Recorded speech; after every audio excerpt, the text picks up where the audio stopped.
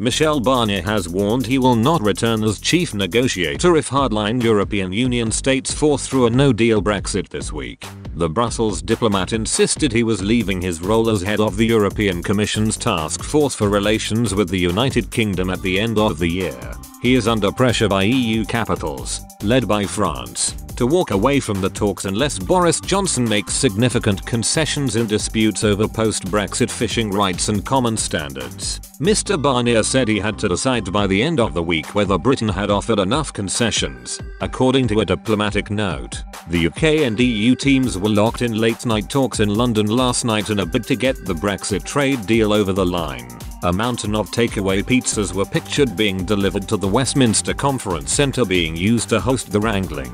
Chief negotiators Mr. Barnier and Lord Frost are expected to meet later today to take stock after almost a week of intense negotiations. If there is positive noise, the pair could decide to draft in Boris Johnson and Ursula von der Leyen to decide on a final compromise. Emmanuel Macron is trying to collapse negotiations to force the UK into giving the EU widespread access to British fishing waters. The French president wants the EU to haul Britain back to the negotiating table in the new year without the time pressure of having a deal in place ready for the end of transition arrangements on the 31st of December. Mr. Barnier has previously said he will leave his current role at the end of the year, whether there is a deal or not. He yesterday briefed EU ambassadors on the latest state of play in the Brexit trade talks. An EU diplomat said, "We are quickly approaching a make-or-break moment in the Brexit talks. It is still unclear whether negotiators can bridge the gaps on issues like level playing field, governance and fisheries.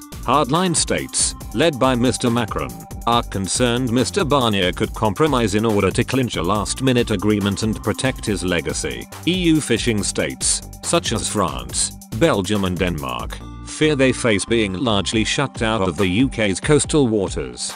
British officials rubbished claims by Mr. Barnier in a separate briefing to MEPs that Downing Street had watered down its fishing demands. The Brussels diplomat said Number 10 was now ready to accept 60% of the value of the stocks in UK fishing grounds. A senior UK source said, "It's a non-starter."